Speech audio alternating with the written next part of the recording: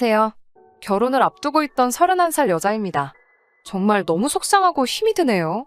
제가 대학생이 될 무렵 일찍 아버지를 여의었어요. 급작스러운 사고이기는 했는데 아버지 이름으로 되어 있는 아파트도 두 채나 있었고 미리 준비해두신 보험 덕분에 아버지가 없어도 살아가는 데는 큰 문제가 없었어요. 온 가족이 아버지를 먼저 보냈다는 사실에 처음에는 다들 많이 힘들어했지만 산 사람은 살아야지 않겠냐며 이내 곧 털어내고 일어날 수 있었어요. 저도 제 남동생도 어린 마음에 아버지가 돌아가신 그때의 상황이 너무 힘들었지만 우리가 힘들어한다면 제일 힘들어할 사람은 우리 어머니라는 생각에 같이 힘들게 이겨냈습니다. 그렇게 시간은 지나고 저도 대학을 졸업해 취직을 하게 되었고 남자친구를 만나 결혼을 준비하고 있었습니다. 남자친구는 저와 나이 차이가 있던 남동생의 과외 선생님이었어요. 오며 가며 저도 마주치게 되었고 남동생의 과외 선생님이다 보니 남동생과도 사이가 좋아서 그 부분이 가장 마음에 들었습니다. 결혼을 한다면 남편이 제 남동생하고 사이가 좋게 지냈으면 했거든요. 스드메를 알아보면서 제가 드레스 피팅을 하던 날에 어머니가 눈물을 뚝뚝 흘리시면서 제가 이렇게 예쁜 모습을 저희 아버지가 봤었어야 했다고 하시며 슬퍼하셨어요. 그렇게 정신없이 결혼 준비를 하면서 하루하루를 보내는 와중에 안타깝고 충격적인 일이 생기게 되었습니다. 친구들하고 놀러 나가셨던 우리 어머니가 고속도로에서 교통사고가 크게 나게 되었고 그걸로 입원해 계시다가 결국 교통사고로 돌아가시게 되었습니다. 난데없이 저와 제 남동생은 고아가 되어버렸어요. 얼마 안 있어 올릴 제 결혼식을 엄청 기대하셨는데 아버지가 제 드레스 입은 모습을 못 보는 게 아쉽다고 하시던 어머니마저 떠나보내게 되니 모든 게 허무하더라고요. 장례식장에서 멍하니 천장만 바라보고 있었어요. 정말 무슨 생각으로 앉아있나 싶더라고요. 한참 정신을 못 차리고 있는 와중에 제 남동생이 저한테 제 전화기를 건넸어요. 시어머니 되실 분의 전화라고. 제 전화기가 아까 전부터 계속 울렸다고 말하면서 전화기를 제 눈앞으로 들이밀더라고요. 경황은 없었지만 이제 내 가족이 되실 분이니 계속해서 터져나오는 울음을 참으며 전화기를 붙잡고 전화를 받았지요. 시어머니는 심심한 위로의 말씀을 건네주셨고 저도 감사히 위로를 받았습니다. 그리고 다음날에도 시어머니는 제게 전화를 주셨습니다. 그런데 이번에는 저를 걱정해서 위로해주는 말씀이 아니라 다른 말을 하시더라고요. 장례가 끝나는 날이 언제냐고 물으시더니 알아보던 혼수는 어찌 되었느냐고 물어보셨습니다. 저는 제 귀를 의심했습니다. 아무리 결혼이 일륜지대사라지만 집안에 초상이 났는데 직접 찾아오시지는 못할 망정 혼수 준비하던 게 어떻게 돼가냐고 확인하시는 전화라니요. 어이가 없었지만 그 질문에 화를 내거나 대답도 할 틈도 없었습니다. 저도 경황이 너무 없었거든요. 나중에 전화드리겠다 말하고 그냥 전화를 끊었습니다. 저는 동생과 둘이서 어머니의 상을 치러내야 했고 이제 저는 결혼을 한다지만 부모님 두 분 다 보내고 저 혼자 남은 이 기분을 어찌 감추고 살아야 하나 싶어 앞이 막막하더라고요. 그리고 아직 대학교도 졸업하지 못한 남동생을 보니 한숨이 푹푹 나오더라고요. 마지막으로 엄마를 보낼 때에는 울다가 숨이 넘어가 실신 직전까지 가게 되었습니다. 모든 게 끝나고 온 가족이 같이 살던 집에 돌아오니 집안 곳곳이 전부 어머니의 흔적들로 가득했어요. 울다가 울음을 그쳤다가 넋이 나간 사람처럼 몇 시간을 혼자 펑펑 울었습니다. 그 시간을 어떻게 보냈는지도 모르겠어요. 한참 집안을 정리하면서 울다 지쳐 새벽이 다 되어서 제 방으로 들어왔습니다. 앞으로 몇 시간밖에 못 자겠더라고요. 그래도 아침에 일찍 일어나기 위해 알람을 켜기 위해 핸드폰을 들었는데 제 전화기에 부재중 전화가 수십 통이 와 있더라고요. 모두 시어머니 되실 분의 전화였습니다. 상을 치르고 있을 거라는 걸 알고 계셨을 텐데 무슨 급한 일이 있길래 이렇게 안달나게 전화를 주신 걸까 싶어서 날이 밝으면 전화를 드려야겠다고 생각하고 잠을 청했습니다. 알람을 7시에 맞추어 놓았는데 6시부터 제 전화기가 울리더라고요. 예비 시어머니의 전화였습니다. 이 시간에 전화를 주신 거면 무슨 큰일이 나도 낫겠다 싶어 저도 화들짝 놀라서 전화를 받았습니다. 무슨 일로 전화를 주셨는지 조심히 물어봤는데 예비 시어머니께서는 저에게 지금 살고 있는 집이 전세인지 자가인지 물어보시더군요. 자가라고 대답을 드렸더니 그렇냐고 하시면서 이번에는 아파트가 몇 평인지 물어보셨어요. 32평형이라고 대답을 드리니 이번에는 그 집을 누가 상속받게 돼 있냐고 물으십니다. 이해가 안 되는 것도 있었지만 속이 뻔히 보이는 질문에 저도 슬슬 화가 나기 시작했습니다. 아직 결혼을 한 게 아니라지만 사돈이 될 저희 어머니의 장례식인데 참석도 안 하고 첫날에 전화로 안부를 묻기는 하셨지만 저도 여러모로 기분이 안 좋아지기 시작했습니다. 잠도 몇 시간 자지 못한 상황에 거기다 대고 뭐라 할 기운도 없고 예비 시모는 본인이 듣고 싶은 대답은 다 들었다고 생각했는지 아무튼 알겠다라고 대답하시면서 그냥 전화를 끊어버리셨어요. 저녁이 되니 퇴근한 예비신랑이 저희 집에 찾아왔어요. 제가 걱정이 돼서 찾아온 거지요. 저를 찾아온 예비신랑에게 당신 어머니가 나한테 전화해서 뭐를 물어보셨는지 알고는 있느냐며 이 사실을 물어봤습니다. 예비신랑은 본인 어머니가 성격이 급하셔서 그런 거라며 얼버무리기 바쁘더라고요. 그러면서 조심히 저한테 말을 꺼내더라고요.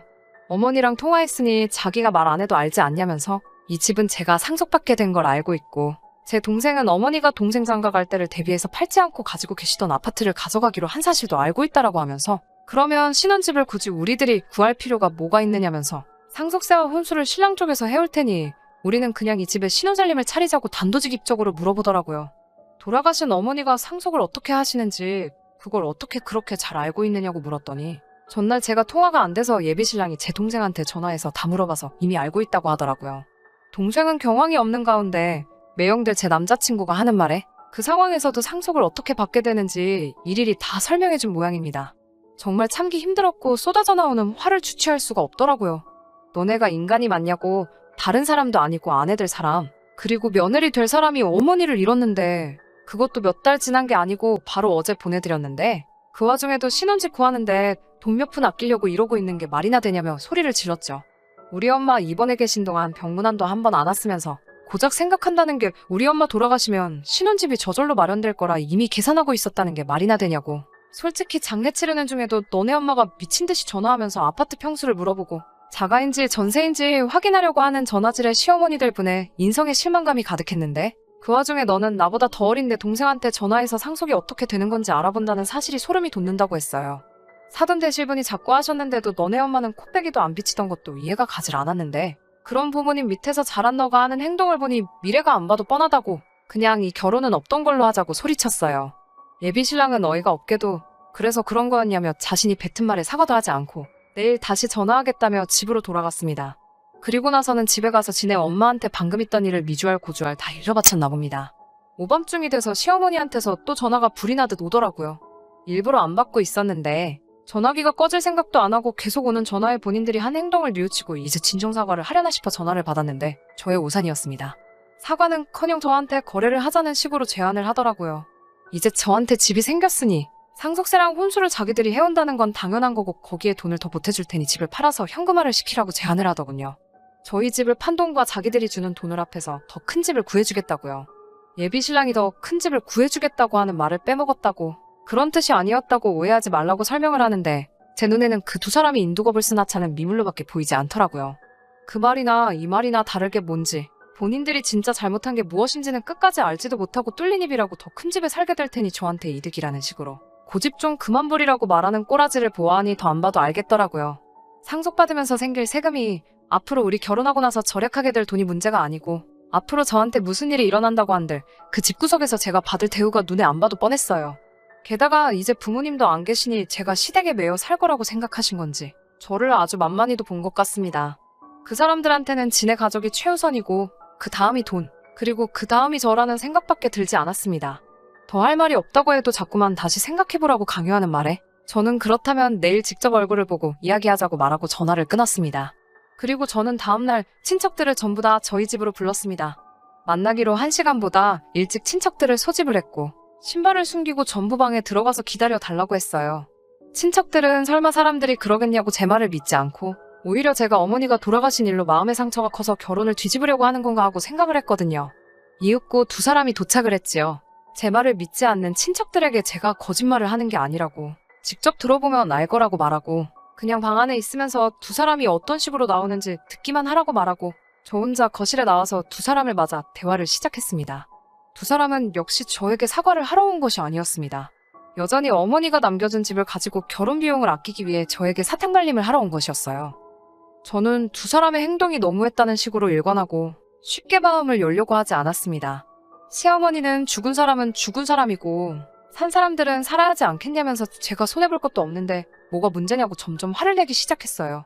그러고 나서는 하는 말이 이제 저는 고아나 마찬가지고 혼주석을 비워둔 채로 결혼식을 올린다는 사실이 아주 결혼식에 참석한 사람들에게 보여주기 부끄러워 죽겠지만 그런 와중에도 저를 며느리로서 받아주려고 하니 오히려 제가 시댁에 고마움을 느껴서 알아서 먼저 그 제안에 따라야 한다고 하더라고요.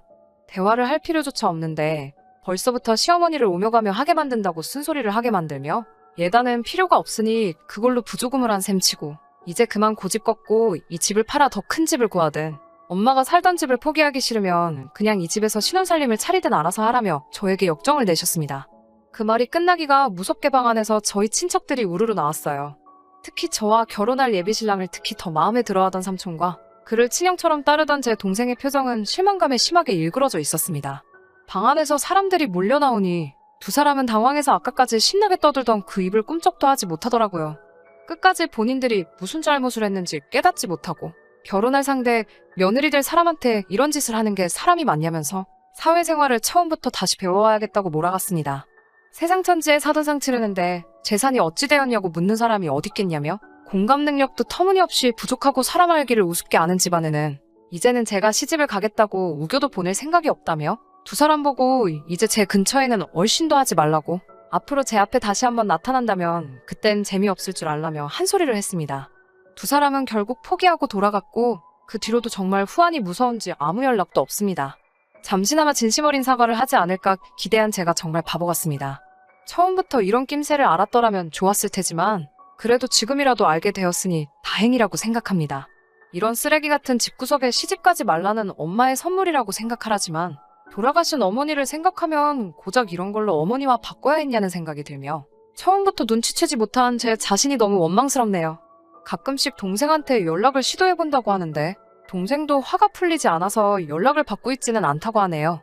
전화를 받아서 욕짓거리라도 한다발 해주고 싶지만 그동안의 정이 있으니 거기까지는 하지 않겠다고 합니다. 어떻게든 그 집구석하고 두 번 다시 엮이지 않고 저도 이 아픔을 털어내고 새 출발을 하는 게 돌아가신 어머니 아버지를 위해 그리고 저를 위해서도 가장 좋은 결정이라고 생각하고 저도 하루빨리 마음 추스르고 새로운 시작을 위해 노력해야 할 것 같습니다.